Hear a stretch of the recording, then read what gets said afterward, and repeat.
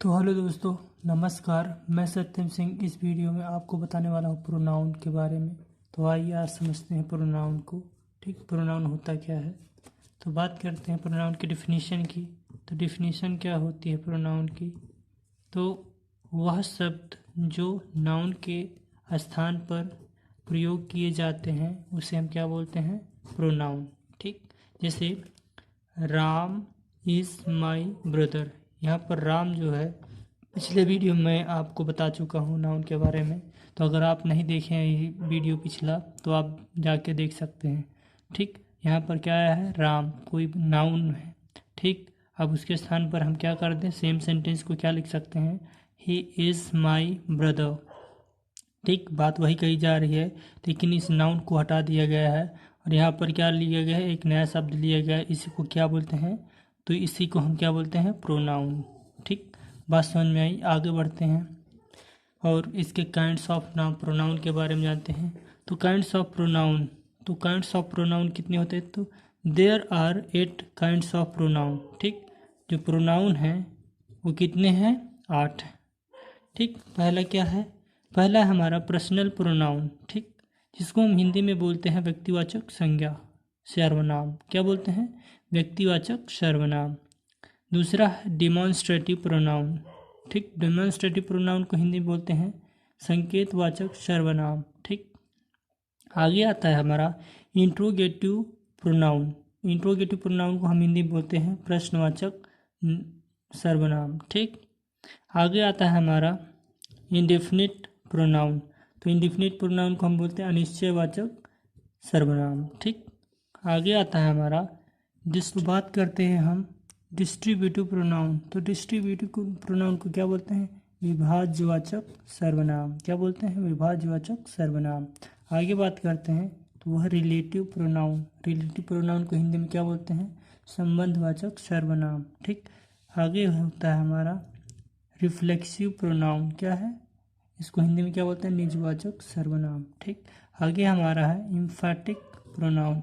इससे दृढ़तापूर्वक या दृढ़ता सूचक भी बोलते हैं और बलदायक सर्वनाम भी बोलते हैं। ठीक, अगर हम पर्सनल प्रोनाउन की बात करें तो पर्सनल प्रोनाउन क्या होता है, तो जब व्यक्तिवाचक संज्ञा के बारे में बात करते हैं हम, तो ये शब्द क्या करते हैं, किसी व्यक्ति, वस्तु या पुरुष का बोध होता है तब उसे हम क्या बोलते हैं, पर्सनल प्रोनाउन। ठीक, जैसे हम बात करें तो ये 3 प्रकार के व्यक्तियों के लिए प्रयोग होते हैं। ठीक, कितने प्रकार के, 3 प्रकार के। पहले कौन होते हैं, तो पहला होता है फर्स्ट पर्सन, दूसरा होता है सेकंड पर्सन, तीसरा होता है थर्ड पर्सन। ठीक, आगे बात करते हैं ये फर्स्ट पर्सन क्या है। ठीक, तो फर्स्ट पर्सन के अंतर्गत इनमें केस भी होता है, इसे क्या बोलते हैं, नॉमिनेटिव या सब्जेक्टिव केस। ठीक, नॉमिनेटिव या सब्जेक्टिव केस। आगे बात करें तो वो है ऑब्जेक्टिव केस। ठीक, आगे हमारा पॉसेसिव केस या अधिकार सूचक कारक। ठीक, तो आगे बात करें कि सब्जेक्टिव केस में कौन कौन से आते हैं, तो सब्जेक्टिव केस में आई और वी आता है। ठीक, और यहाँ पर आई और वी का ऑब्जेक्टिव केस होता है, आई का होता है मी और वी का होता है अस। ठीक, और पॉसेसिव केस की बात करें तो हमारा जो आई है उसका माई और माइन होता है पॉसेसिव केस, और आवर, वी का आवर और आवर्स होता है। ठीक, आगे बात करें सेकंड पर्सन में, तो सेकंड पर्सन में केवल यू आता है। ठीक, यू, और यू का ऑब्जेक्टिव केस यू ही होता है। ठीक, और इसका पॉसेसिव केस की बात करें तो इसका पॉसेसिव केस योर और योर्स होता है। ठीक, आगे बात करें हम थर्ड पर्सन की, तो थर्ड पर्सन क्या होता है, थर्ड पर्सन के बारे में थोड़ा जानकारी लेते हैं और जानते हैं कि थर्ड पर्सन क्या होता है। ठीक, तो थर्ड पर्सन में ही, सी, इट और दे आते हैं। ठीक, जहाँ ही का ऑब्जेक्टिव केस होता है हिम, और सी का होता है हर, और इट का होता है इट, और दे का देम होता है। ठीक, आगे बात करें इसके पॉसेसिव केस की, तो पॉसेसिव केस ही का हिज होता है, और सी का हर होता है, इट का इट्स होता है, और दे का दियर और दियर्स होता है। ठीक, तो आई होप गाइस ये चीज़ें आपको समझ में आई होंगी।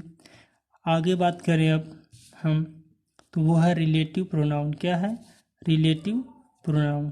तो रिलेटिव प्रोनाउन की बात करें हम तो इसको हम हिंदी में क्या बोलते हैं, संबंधवाचक सर्वनाम। ठीक, तो इसका प्रयोग दो या दो से अधिक वाक्यों को जोड़ने के लिए किया जाता है। ठीक, तो आप देख पा रहे होंगे इसका एग्जाम्पल क्या है, I met Mohan who wrote this letter. तो यहाँ पर जो हु आया है ये किसको बता रहा है, तो रिलेशन को बता रहा है। क्या बता रहा है, रिलेशन। तो बात समझ में आई। आगे एग्जाम्पल है, they release the parrot which at once flew away.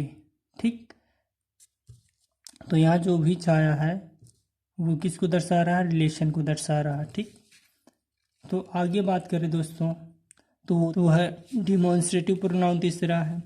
Demonstrative pronoun को हिंदी में क्या बोलते हैं, संकेतवाचक सर्वनाम। ठीक, तो क्या होते हैं, तो वे शब्द जो किसी नाउन की तरफ संकेत करने के लिए प्रयोग किए जाते हैं उसे हम क्या बोलते हैं, डिमॉन्स्ट्रेटिव प्रोनाउन। ठीक, जैसे दिस, दैट, दोज और दीज। ठीक, दीज और दोज होते हैं। जैसे एग्जाम्पल की बात करें तो क्या, दिस इज माई पेन। ठीक, माई बुक, और those are your pens, caps. ठीक, तो क्या यहाँ पर ये किसको दर्शा रहा है, ये सब क्या दर्शा रहे हैं, एक संकेत को। ठीक, दिस इज माई बुक, यह मेरी किताब है।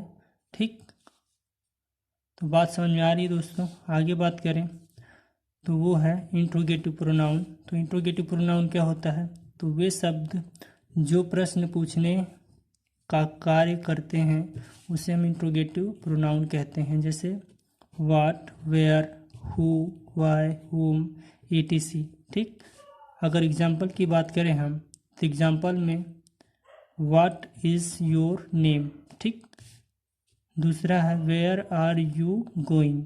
ठीक, तीसरा है why are you so late. तो यहाँ पर आप देख पा रहे होंगे कि तीनों में क्या किया गया है, क्वेश्चनिंग की गई है।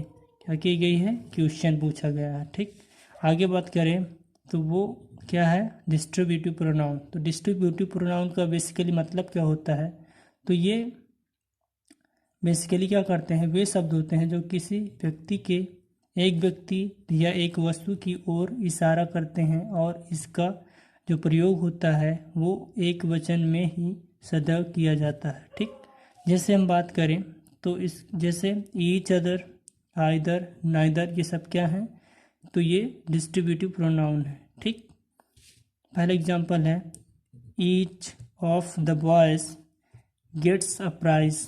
तो यहाँ पर जो बॉय की बात हो गई है, केवल एक ही बॉय की बात हुई है यहाँ पर। ठीक, किसकी बात हुई है, केवल एक ही बॉय की बात हुई है। दूसरा एग्जांपल है either of these roads lead to the station. ठीक, और यहाँ पर तीसरा सेंटेंस है neither of the two houses is good. ठीक, तो यहाँ पर सिंगुलर ही बात की जा रही, सिंगुलर व्यक्ति, सिंगुलर चीज़ों की। ठीक, आगे बात करें छठवा तो वो है इंडेफिनिट प्रोनाउन। तो इंडेफिनिट प्रोनाउन क्या होता है, तो इसको हिंदी में क्या बोलते हैं, अनिश्चयवाचक सर्वनाम। ठीक, आगे बात करें इसके बारे में तो वे शब्द जिससे किसी निश्चित वस्तु या व्यक्ति का बोध नहीं होता है, ठीक, उसे हम क्या बोलते हैं, इंडेफिनिट प्रोनाउन कहते हैं। जैसे all, one, some, few, somebody, everybody, anybody, nobody, ये सब क्या है, तो ये सब हमारे इंडेफिनिट प्रोनाउन है। ठीक, आगे एग्जाम्पल की बात करें जैसे सम आर बोर्न ग्रेट। ठीक, दूसरा एग्जाम्पल है many are called but few are chosen. ठीक, अगला सेंटेंस है वो समबडी स्टोल माई पेन। ठीक, और सातवां हमारा रिफ्लेक्सिव प्रोनाउन है। रिफ्लेक्सिव प्रोनाउन क्या होता है दोस्तों, इसको ध्यान से समझना पड़ेगा। तो कर्ता द्वारा किया गया कार्य कर्ता की ओर जब इंगित करता है तो उसे हम क्या बोलते हैं, रिफ्लेक्सिव प्रोनाउन। जब जो सब्जेक्ट हमारा वो जो भी कार्य करेगा, ठीक, जो काम होगा उसी की ओर इशारा करेगा, तब कौन सा नाउन होगा, तो वो होगा रिफ्लेक्सिव प्रोनाउन। ठीक, रिफ्लेक्सिव प्रोनाउन में कौन कौन से वर्ड आते हैं, जैसे myself, yourself, themself, himself, herself, ourself, itself. ठीक, आइए इसको समझते हैं कि ये माई सेल्फ, योर सेल्फ, ये सब कैसे लगते हैं और कैसे बनते हैं, तो इस बात को हम समझते हैं। ठीक, तो बात करते हैं हम यहाँ पर कि माई सेल्फ के साथ क्या लगाएंगे। माई के साथ सेल्फ, हिम के साथ सेल्फ, हर के साथ सेल्फ, यानी कि जो सिंगुलर होगा नंबर उसके साथ हम सेल्फ का यूज़ करेंगे, जैसे your self, on self, itself. ठीक, और जो प्लूरल होगा उसके साथ हम सेल्फ्स का यूज़ करते हैं। आप देख पा रहे होंगे themselves, yourselves, ourselves, ये सब क्या है, प्लूरल है। ठीक, आगे बात करें एग्जाम्पल की, जैसे ही पिक्ड हिमसेल्फ। ठीक, अगला एग्जाम्पल है they put themselves into difficulty. ठीक, आठवां हमारा इम्फैक्टिक प्रोनाउन क्या है। इम्फैक्टिक प्रोनाउन क्या होता है दोस्तों, तो इसको हम बलदायक या दृढ़ता सूचक सर्वनाम कहते हैं। ठीक, ये वे शब्द होते हैं जो कर्ता पर दबाव डालते हैं, तो हम इनसे क्या बोलते हैं, इम्फैक्टिक प्रोनाउन। जैसे यहाँ पर ध्यान से देखिए, उसने स्वयं ऐसा किया था। ठीक, तो क्या हो जाएगा, ही हिमसेल्फ डिड सो। ठीक, वह स्वयं ही ऐसा कहती है, तो क्या हो जाएगा, सी हर सेल्फ सेज सो। ठीक, आइए इस बात को समझते हैं कि इनमें इन वाक्यों में क्या है, हिमसेल्फ और हर सेल्फ क्या है, कर्ता पर दबाव डाल रहे हैं, दबाव डालने का काम कर रहे हैं, इसलिए ये क्या है, तो ये इम्फैटिक प्रोनाउन है। आइए समझते हैं, रिफ्लेक्सिव और इम्फैटिक बहुत मिलता जुलता प्रोनाउन है, इसके बारे में थोड़ा डिफ्रेंशिएशन जान लेते हैं कि इन्हें हम कैसे डिफ्रेंशिएट कर सकते हैं। तो अगर रिफ्लेक्सिव प्रोनाउन की बात करें तो यहाँ पर जो सेल्फ का मतलब या सेल्फ्स का मतलब है, यहाँ अपने आप से होता है। ठीक, अपने आप से होता है। और इम्फैटिक में क्या होता है, प्रोनाउन में सेल्फ का जो मतलब होता है वो स्वयं शब्द से होता है। ठीक, ये एक छोटा सा डिफरेंस है।